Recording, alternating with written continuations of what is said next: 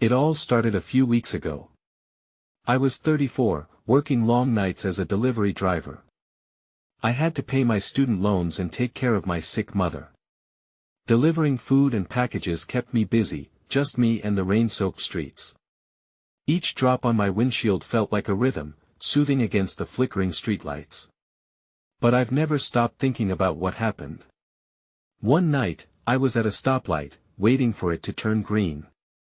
I heard a banging sound. It was soft but persistent.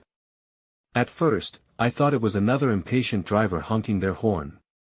But the rain kept pouring, and its rhythm drowned out the noise. I told myself it was normal. The next night, when I sat in my truck, I heard it again. My heart raced, but I tried to brush it off. Maybe I was just tired. Long shifts can mess with your head, right? I pressed on, delivering packages, but the unease crept deeper into my stomach. That's when I noticed her.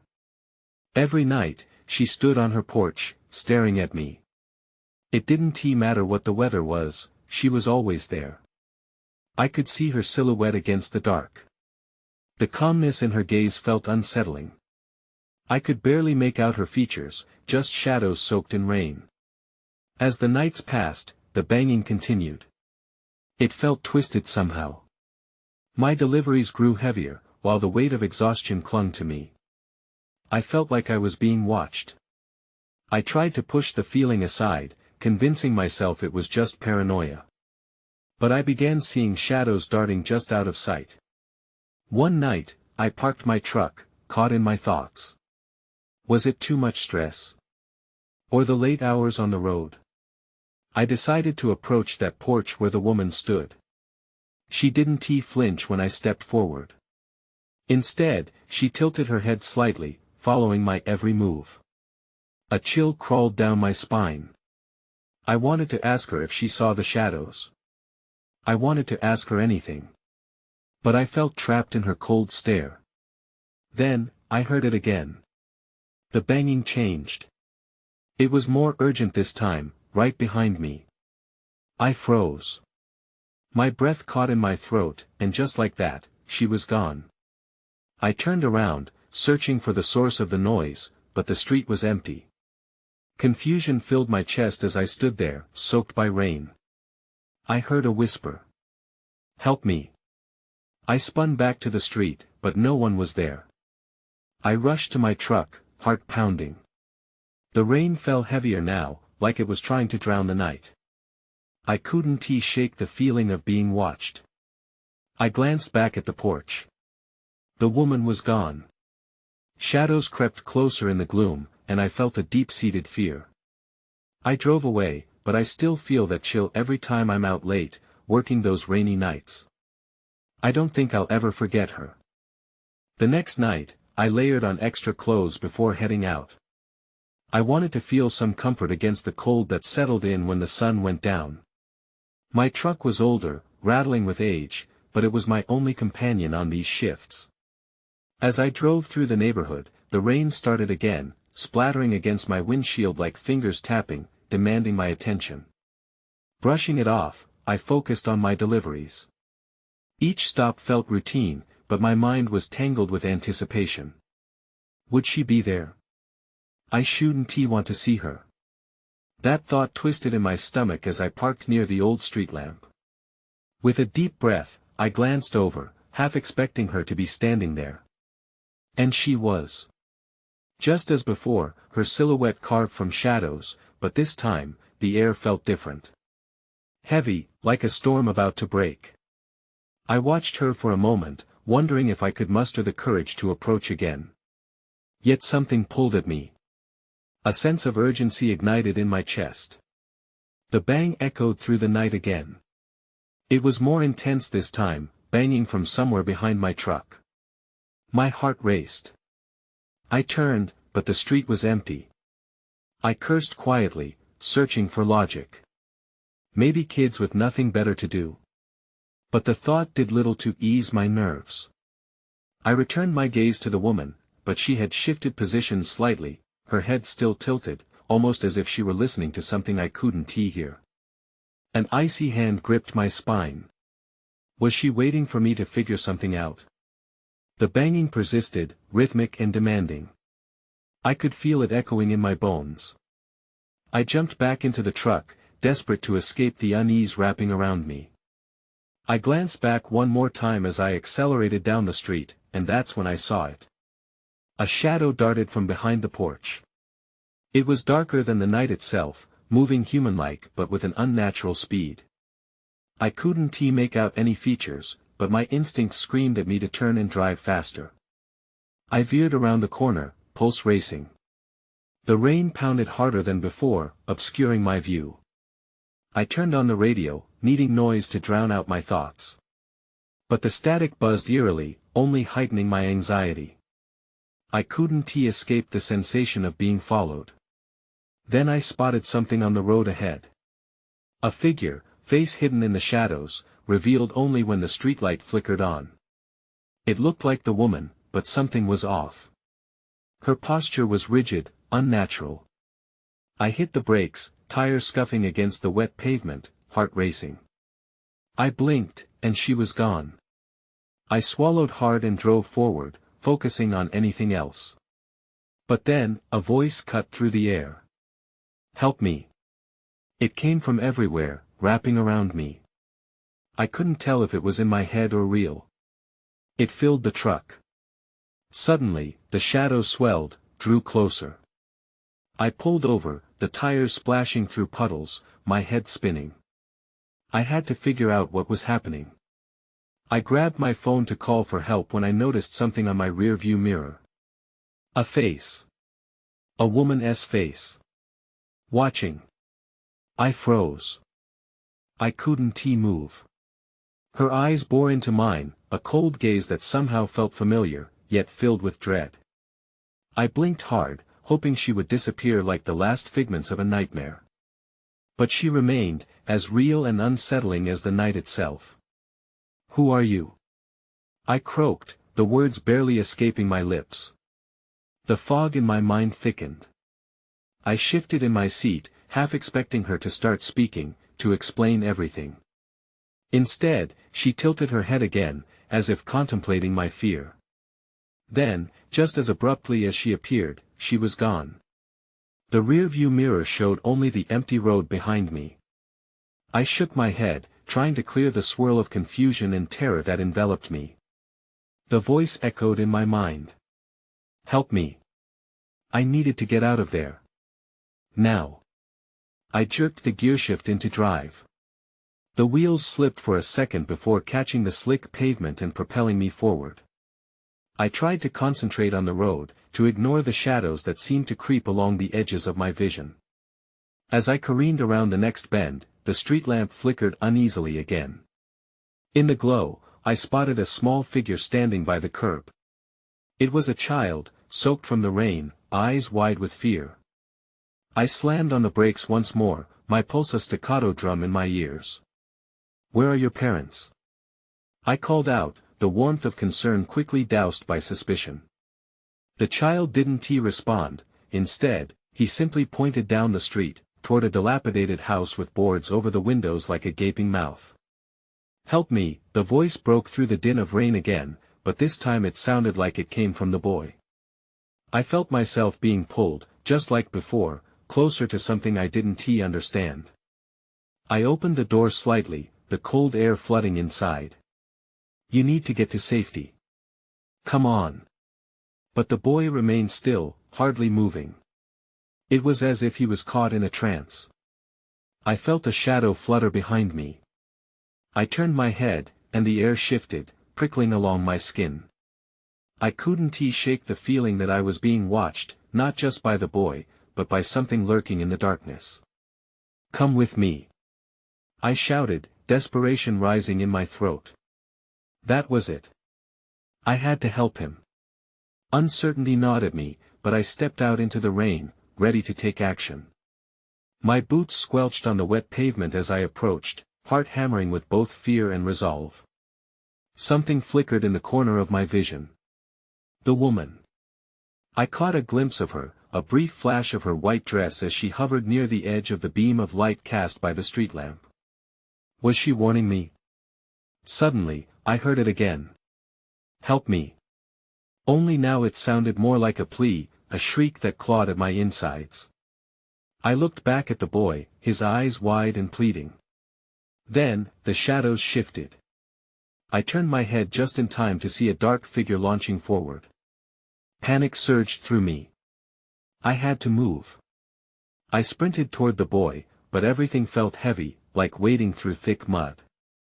The streetlight flickered more violently, illuminating fleeting shapes that danced just outside the light. Before I reached him, the boy vanished. Fear morphed into full-blown terror as I spun around, breath caught in my throat. I had to get back to the truck. But as I turned, I realized the shadows were closing in. Help me. It wasn't just the boy's voice anymore. I stumbled back, glancing around for an escape. Then everything went dark. I gasped for air, my chest heaving as if I had been underwater. The darkness pressed against me, thick and suffocating. My instincts screamed at me to move, but I couldn't tell up from down. The world around me felt unreal. Slowly, shapes began to materialize in the blackness. The flickering light from the street lamp reached out like a hand, creating an eerie glow around the edges. I could make out the outline of the truck, still parked where I'd left it. It felt like a distant lighthouse in a storm. I scrambled to my feet, heart pounding, and stumbled towards it. As I reached for the door handle, I caught a glimpse of something shifting in the shadows. Cold dread wormed its way into my gut. Clenching my fists, I forced myself to look. There was nothing there. Just the rain-soaked road and the hush of the night. I took a shaky breath and swung the door open. The interior smelled of damp fabric and fear. I fumbled for my phone, the screen a beacon of safety. Just as the light flared, illuminating the truck's interior, I heard it a soft whisper, almost intimate, weaving through the sound of the rain. Help me. The voice was unmistakable now. It echoed in my skull, sending chills rippling down my spine. Was it real? Was I losing my mind? I felt myself drawn back to the street, the boy's pleading eyes etched in my memory. Stay focused, I muttered, as much to myself as to whatever might be lurking. I had to find out what was happening. Maybe the boy was still nearby, maybe he needed me. I stepped out again, squinting into the gloom, but the street appeared empty. Anxiety festered within me. The voice was faint now, almost like it was pushing out of reach. I moved cautiously down the street, the rain splattering against my skin, each drop a reminder that if I didn't find the boy soon, something terrible could happen. As I rounded a corner, I spotted the house again, the one with the boarded-up windows. It stood alone, looming, dark and foreboding. A sense of danger radiated from it, yet I felt a magnetic pull, as if invisible hands were guiding me toward the entrance. I approached reluctantly. My throat tightened, and my heart raced with each step. The faint whisper grew louder, more insistent. Suddenly, I noticed a figure standing in front of the house. It was a woman, not the one I had seen before, but similarly ethereal, her features blurred in the low light. Help him, she urged in a voice that sent icy fingers creeping down my spine. I hesitated, unsure if I could trust her. You have to save him. I could feel the shadows closing in around me, thick and alive. My instincts were screaming at me to flee, yet an obligation stirred within. I swallowed hard, forcing my feet to move forward. Where is he? I shouted, my voice trembling. The woman pointed toward the house. The door groaned ominously as it swung open on its own, an invitation or a warning I couldn't tell. Then I heard it again, sharp and desperate. Help me. This time the voice was full of urgency, a plea that cut through the fog of fear. I dashed inside, heart racing, desperate to uncover what lay within. The air was stale, and there was a strange scent of decay. The walls seemed to press in around me, and I couldn't shake the feeling of being watched. Help me. This time it was louder, echoing through the darkness ahead. That S when I saw it, a small flicker of movement in the corner. I took a hesitant step forward, my breath hitching in my throat. I was close. I could feel it. But as I approached, the shadows shifted again. What I found in the heart of that darkness would change everything. I pushed deeper into the house, the darkness swirling around me like a thick fog. Every instinct screamed at me to turn back, to escape the oppressive weight of this place. But the voice so urgent, so filled with need drove me onward. I moved toward the flicker I had seen, my heart pounding in my ears.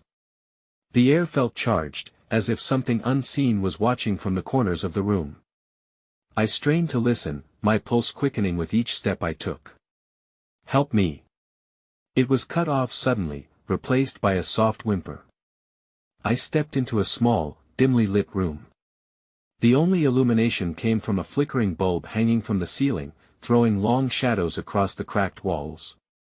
And there, in the corner, crouched a figure. It was a boy no older than 10, his clothes tattered and dirty. His eyes were wide, reflecting a mix of fear and relief at my presence. "Please, get me out of here," he cried, his voice cracking. "Who did this to you?" I asked, fighting to keep my voice steady. My mind raced as I glanced nervously around the room, expecting someone to jump out at me from the darkness. "A man," he said, his small voice barely above a whisper. "He said I had to stay hidden. He's watching." My stomach dropped. A man. The implication weighed heavily on me. I stepped forward slowly, wanting to reach him but feeling the shadows tugging at my heels, reminding me of the danger lurking in the corners. "What does he want?" I pressed, trying to keep my tone gentle. Suddenly, the shadows seemed to shift, thickening. I heard a creak, like a floorboard bending underfoot. I spun around to find the doorway blocked. My heart raced as a figure stepped into the dim light, a tall silhouette, murky and undefined. "Who are you?" I yelled, my voice shaky. The boy gasped. "Run." I barely registered the warning before I was pushed aside. The figure lunged at me, and I darted to the right, narrowly avoiding its outstretched hand. The boy's cries mixed with my panic as I scrambled to the opposite wall. As I looked back, I could see the figure clearly. It was a man, but his face was hidden beneath a hood. He had the look of someone who belonged to the night shrouded in darkness, with only a hint of malice in his posture. "It's time for you to leave," he rasped, stepping closer. The air around him felt cold, as if the shadows were alive, eager to envelop me. "No," I shouted, defiant. "I'm not leaving without him." The boy hid behind me, trembling. "Please, help me." The man laughed low and menacing, a sound that sent shivers of dread coursing through me. "You shouldn't meddle in things beyond your understanding." Everything within me screamed to run, but I couldn't let him win. "Not after coming this far." "What are you going to do with him?" I demanded, my voice firm despite my trembling legs. The man's eyes gleamed with a cruel light. "Oh, you'll find out soon enough." Then, suddenly, the lights flickered again, and just like that, everything went dark. I was plunged into an abyss, the boy's presence fading from my side. "Help!" I shouted, reaching out into the void. "Where are you?" But the shadows enveloped me, and I was left alone in the silence. I had to find a way out, a way to save him, before it was too late. I stumbled through the darkness, disoriented. Each second felt stretched thin, like time was mocking me. "Where are you?" I called again, hoping the boy could hear me. There was nothing but silence. I took a deep breath and forced myself to focus. I needed to think straight. I felt around the walls, my fingers grazing the peeling paint and soft wood. I strained to listen, any noise would be helpful. I couldn't let fear take control. I had come too far. Then, I heard a faint whimper, like someone lost in a dream. My heart leaped with hope. "Is that you?" I whispered, straining to make out any shapes in the impenetrable black. Help. The boy's voice was even quieter now, barely a breath. I pressed on, moving toward the sound. I had to find him, I couldn't leave him behind. As I advanced, I bumped into something solid. I froze, dread flooding through me. There was something in front of me. I reached out and felt the smooth edge of a table. The whimpering stopped.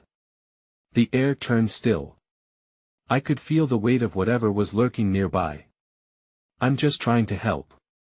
I shouted, my voice breaking. Where are you? Get out. The boy's voice echoed, more desperate now. He's coming. Before I could respond, a cold breeze washed over me.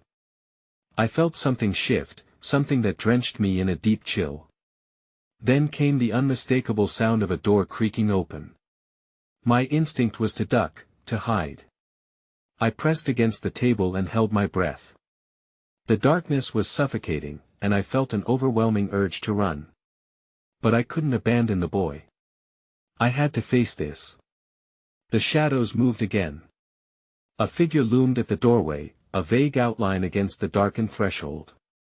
I squinted, but saw nothing clearly. I heard the soft crunch of footsteps on the floor. My heart raced. Was it the man? Was he looking for me? Help! The boy cried again, his voice cracking. It snapped me out of my daze. I stepped cautiously around the table, feeling my way toward the sound. I whispered, I'm coming for you. The shadows felt alive, wrapping around me, pressing in on all sides. Then, without warning, a hand shot out from the darkness. It wrapped around my wrist, pulling me close. I gasped, panic surging through me. Let her go. The boy's cry laced through the air like a plea. She doesn't belong here. The figure gripped harder, and I could finally see the edge of a face, one so dark it was as if the night had draped itself around him. You shouldn't have returned, he hissed, his breath cold against my skin. Everything around us seemed to tremble. I'm here to help him. I protested. You can't keep him here. He tilted his head, the shadows shifting around him. Help. You don't understand what you're dealing with. No time to waste. I had to find a way to get out. I will not leave without him. I yelled. Then you'll share his fate, he snarled, pulling me closer. That's when I noticed a glimmer on the ground behind him. Something metallic, shining faintly in the dim light. I could use it. My breath quickened as I evaded the grip on my wrist and lunged for it. Fingers wrapped around the cold metal, but before I could fully comprehend what I had in my hand, everything went black once more. I didn't know what would happen next, but I could feel the weight of danger creeping closer. I gasped as light flooded my vision, blinding me momentarily. My body was sprawled on the cold, hard floor. The metallic object I had clutched fell from my hand, clattering away into the shadows. I scrambled to my feet, dizzy and confused. The room was different now, larger, emptier. I squinted, trying to adjust to the sudden brightness. I didn't recognize where I was. The walls were lined with old, dusty shelves, and the air was thick with must and decay. My heart pounded in my chest as I realized I was alone. Where are you? I whispered. There was no response, only the echoes of my voice bouncing off the walls. I took a step forward, my foot kicking against something. I bent down to find a rusted crowbar lying amongst the debris. I picked it up, feeling its weight in my hands. It felt like a strange comfort, something solid to hold on to in this bizarre nightmare. The boy's voice rang in my ears, his urgent warning. He's coming. I was running out of time. I couldn't let fear freeze me again. But the overwhelming uncertainty gnawed at my insides. I scanned the room for any way out. A door stood ajar on the far side, a sliver of darkness beckoning. My instincts screamed at me to run toward it, but I held back, expecting another presence lurking just beyond the threshold. Then I heard a low hum, like an engine idling. The sound sent chills crawling up my spine. It was coming from the doorway. My grip tightened around the crowbar. I chose to stay still, hoping to gather more information before making my move. As I listened, the boy's whimper resurfaced, closer this time, but still muffled. "Help me." It was heart-wrenching, pulling me towards my purpose. I couldn't just stand there. I stepped slowly towards the door, each footfall feeling like a drumbeat of dread. The hum grew louder, drowning out the boy's cries. I reached the door and peeked around the edge. What I saw made my stomach drop. A narrow hallway stretched out in front of me, dimly lit by flickering bulbs. The end of the hall faded into darkness, but a figure stood at the other end, back turned to me. It was tall, impossibly thin, cloaked in shadow, yet somehow illuminated by an eerie glow from below. "Help!" I shouted, unable to stop myself. I took a step forward. The figure turned, its face obscured but its eyes glowed like embers, piercing through the gloom. I stumbled back, suddenly aware that I had drawn attention. "Foolish girl," it hissed, voice smooth and cold. "You should have stayed hidden." It took a step toward me, and the humming crescendoed, wrapping around us like a strangling vine. My heart raced as I remembered the boy. I couldn't let him down. I swung the crowbar, the metal whistling through the air. I felt a surge of adrenaline mixed with terror. "Leave him alone!" I yelled. But the figure barely flinched. Instead, it laughed, a chilling sound that echoed off the walls. "Do you think you can save him?" Before I could respond, the shadows deepened, swirling around me like a storm. I realized I was losing my grip on reality. Darkness clouded my vision, dragging me down again. And in that moment, a new fear washed over me. I didn't know where I was going, but I knew one thing: whatever awaited me next would not be kind. The shadows clawed at me, pulling me into an abyss of uncertainty. Just when I thought I had breached some kind of barrier, the darkness shifted and enveloped me completely. I felt weightless, like a leaf caught in a tempest. Then, as abruptly as it started, the grip of the shadows released. I found myself back in the hallway, but the figure was gone. My breath quickened. What just happened? I thought, trying to make sense of it all. Had I fainted? Had it been a trick of the mind? I glanced around, weighing my options. The path behind me felt closed off now, and the humming noise had stopped. However, I couldn't ignore that the boy's cries were still echoing from deeper within the building. There was some sort of tension in the air, awaiting, restless silence. I pressed my back against the cool wall and took a slow step forward. The floor creaked beneath my weight. Each sound seemed to reverberate like a signal in the emptiness. I gripped the crowbar tighter, every instinct telling me to be ready for anything. "Come on," I whispered to myself, "you can do this." With each cautious step, I moved deeper into the dimness. The hallway seemed to extend indefinitely, and just as I felt myself losing hope, I noticed doorways lining each side, all shrouded in shadows. I hesitated, staring at each entryway, trying to sense if anything was lurking behind them. Then, something shifted.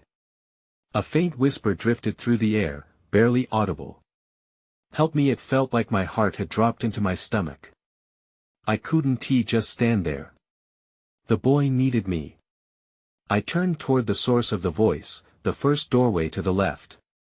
I approached slowly, swinging the crowbar in front of me like a barrier. I pushed on the door, which creaked open to reveal a small, dark room. It was filled with cluttered old furniture piled carelessly, shadows dancing in the corners. "Is someone there?" I called out, my voice trembling. There was no answer. Just silence, thick and oppressive. I stepped inside, peering into the gloom, scanning for any sign of the boy. Then, to my left, I saw a faint glimmer, a reflection. I moved closer, heart pounding, until I realized it was a mirror. But as I stepped alongside it, something shifted within the glass. The reflection wasn't just mine, there were others behind me, faces twisted in pain, their mouths moving but soundless screams echoing in a way that sent a chill through my bones. I gasped, stumbling back as panic surged. I had to escape. But as I turned towards the doorway, the boy's voice rang out again, panicked and more desperate, "Please, help me. They're coming." Suddenly, the door slammed shut with a deafening bang. I spun around, heart racing. The atmosphere thickened, each breath harder than the last.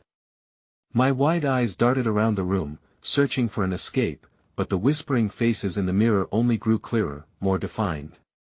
The pressure began to suffocate me. The boy was counting on me, but now I was trapped. I felt an urgent need to find him, but uncertainty gripped my throat. Just as I panicked, I saw a shadow moving in the reflection. It was behind me. That's when the shadows began to seep out from the mirror, stretching towards me like dark tendrils, and I realized I wasn't just fighting for the boy anymore. I was fighting for my life. I couldn't afford to be paralyzed by fear. The shadows loomed closer, tendrils snaking towards me as they devoured the light in the room. My mind raced, understanding that I had only two choices: confront whatever was coming or become another prisoner of this nightmare. I took a deep breath and charged toward the mirror, wielding the crowbar like a lifeline. If the boy was in danger, I had to fight. Just as the shadows brushed against my skin, I swung the crowbar at the glass. The impact rattled the room, a sharp crack breaking through the oppressive silence. To my shock, the mirror didn't shatter. Instead, the surface rippled as though I had struck water. The faces inside recoiled briefly, and I'd never seen such fear etched on their features. I stepped back, my heart pounding, unsure what would happen next. Then, the boy's voice erupted again, more urgent, "Please, help me." It echoed from further away, pulling me. I had a moment of clarity. The shadows were not just an enemy but a barrier separating me from him. There had to be a way through. I gripped the crowbar tighter, aiming for the space just below the mirror's edge. "You can't hold me back," I shouted at the darkness. The faces twisted in agony as I aimed for the heart of the reflection. I smashed the crowbar against the frame of the mirror, the impact sending vibrations through my bones. For an instant, the shadows weakened, and a bright light burst through, illuminating the room. I saw the boy, small and frightened, trapped inside that nightmare. His eyes locked onto mine, pleading and filled with desperation. "Help," he cried again, and I felt an ache in my chest for him. I stepped forward, ready to reach him, but the shadows recoiled and formed a thick wall, sealing him away. My pulse quickened, or maybe it slowed, it was hard to tell in the chaos. The darkness coiled around me, barely giving me a moment to think. I spun around, searching for another escape route, and that's when I noticed something on the cluttered floor, a small, old box. Without thinking, I lunged for it, partially driven by instinct and desperation. I fumbled with the latch, my palms clammy. Finally, it clicked open. Inside, I froze. A collection of tattered photographs spilled out, images of the boy with a group, smiling. But those smiles were twisted, too. The last photo showed dark tendrils creeping into the frame, swallowing the joy. Then I heard footsteps, heavy, deliberate ones, coming from the other side of the door I thought was locked. I whipped around, and my breath caught. The door shuddered, rattling in its frame as if something wanted desperately to get in. That's when I realized I wasn't just running out of time. I was running out of options. Something was behind the door, and it was about to break through. I had to get to the boy before it did. I dropped the box, photos scattering like leaves in a storm, and charged toward the door. Whatever was coming on the other side had one goal in mind: to keep us apart. I slammed my shoulder against the door, feeling the wood splinter beneath my weight. The jolt sent pain shooting through me, but I didn't stop. I couldn't. "Help me." The boy's voice echoed in my mind, pure desperation stirring a fire in my veins. I hurled myself against the door again and felt the latch give way. The door flung open, revealing a dark corridor filled with an overwhelming shadow that seemed to pulse with malice.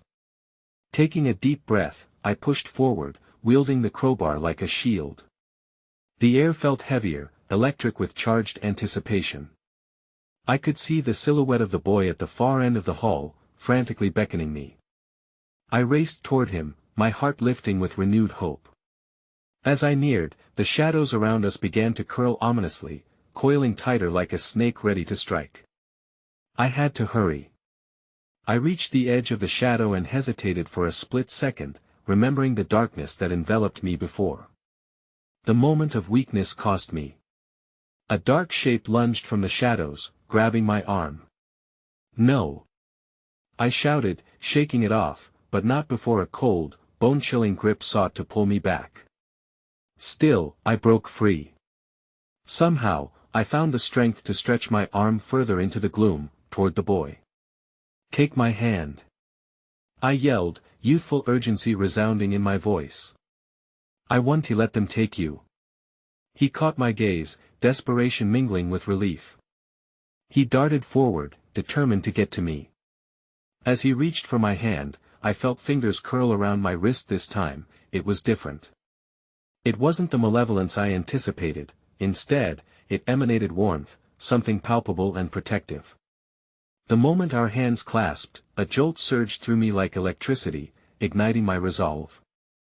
The darkness that sought to extinguish us began to hiss and bubble, like water on a searing flame. The shadows around us twisted and danced violently, shrieking as they pulled away from the light blooming around us. Just then, I heard the man's voice, rich with rage and agony, resonating deep within the corridor. "You shouldn't be here. You don't know what you've unleashed." But I wouldn't let fear hold me back. I tightened my grip on the boy, and we surged forward together. We crashed through the shadows, the darkness cracking beneath us like fragile glass. The corridor stretched and warped, the very fabric of this nightmarish place giving way to the light we had summoned. I could almost feel the weight of the man's rage slamming against an invisible wall, desperately trying to keep us trapped, but we were unstoppable. Finally, as we neared what felt like an exit, a burst of blinding light engulfed us. I shielded my eyes against the brilliance, but I could make out the silhouette of the door to freedom glowing ahead. We were almost there. "Go!" I yelled to the boy, breaking into a sprint as the shadows behind us writhed and screamed. I could feel the fury of the darkness clawing at my back, but I pressed on. We reached the door, and in one final surge of energy, we pushed through. The air changed, cooling as we emerged into the silver rain-soaked night. For a moment, I felt weightless. The oppressive heaviness that had suffocated us just moments ago seemed miles away. But then, I turned to look back at the door, and what I saw sent a chill down my spine. The figure stood there, just beyond the threshold, unfazed, unfurling itself from the shadows with a twisted calm. Its eyes glowed like embers, dripping with fury mixed with eerie calmness. "Don't come back," it warned, the voice echoing across the stillness. It seemed to seep into my bones. And in that instant, I realized that while we had escaped, the struggle was far from over. I turned my attention back to the boy, his wide eyes searching mine. I knelt next to him, a tidal wave of relief crashing over me, only to be tainted by the unease coiling in my stomach. "Are you okay?" I asked, heart pounding. I think so." He stammered, but I could see the shadows of fear lurking in his features. I didn't know what kind of scars this night would leave on him on either of us. "Let us get you home," I said, willing the certainty into my voice. I took his small hand in mine, willing to protect him from whatever lingered in the night. As we walked away, the streetlights illuminated our path, flickering as if they too felt the remnants of that darkness. A final thought nestled somewhere deep in my mind, replaying the man's shadowy figure and the promise of return. Would I ever be free of this place? Would our lives always be shadowed by what lay within that house? I didn't have answers, but I sensed the echoes would haunt me endlessly. And as the rain continued to pour, I couldn't help but feel the weight of the unknown resting just beyond, waiting for the next time I would forget the darkness that lurks beneath.